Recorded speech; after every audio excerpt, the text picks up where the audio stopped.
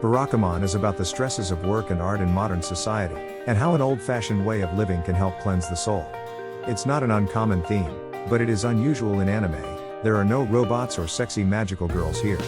In this case, the theme is portrayed through Handa, a Japanese calligrapher, who physically attacks a judge when his entry loses a prestigious contest. To control his anger issues, his father sends him out to the boonies, to the remote Goto Island. There, Handa tries to calm himself, taking advantage of the peace and quiet to continue practicing his art. At least that's what he hoped to do. The rural town lacks most of the amenities he's used to. He was stranded at the airport when he first arrived, with not a taxi in sight, and the locals are a bit eccentric. In particular, the children are a bit too nosy and energetic. One girl in particular, 7-year-old Naru, torments Handa constantly to play with her, not respecting his wish to be left alone.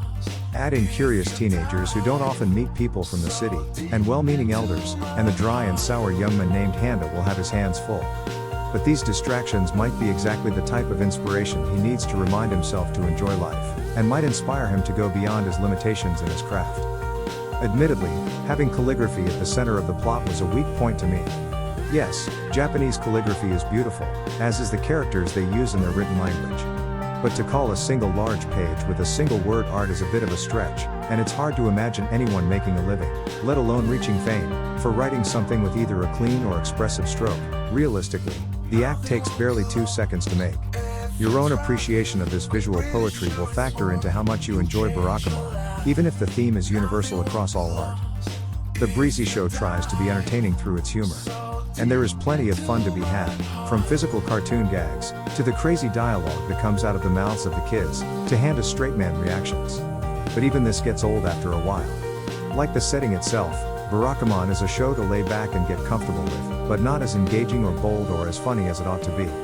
The greatest achievement is ultimately the character growth Handa goes through, which is inspiring to watch, even if it leads to a predictable end. Perhaps that's why a spin-off high school set series, simply called Handa-kun, was made. Even though Naru might be the most memorable poster child for the series, Handa is the real heart behind it. Production values are solid, ultimately slightly better than average. Again, sparing use of exaggerated cute and cartoonish animation helps make the show a little more dynamic. The English dub is good, although I wasn't convinced by the adult actors behind the children. Ultimately, Barakamon is a sweet show with an important message. But anime in this genre are always difficult for me to judge. I can't help but simply shrug and say it's good. You have to be in a certain mood to fully appreciate it. Low-key is the perfect way to describe the show, and that was always its point. There's nothing wrong with not being the best or loudest in the room. In my case, if I get writer's block, or struggle to ponder why I make art at all, Barakamon might be exactly the show to rewatch to make me feel a little better. Thank you for watching our video.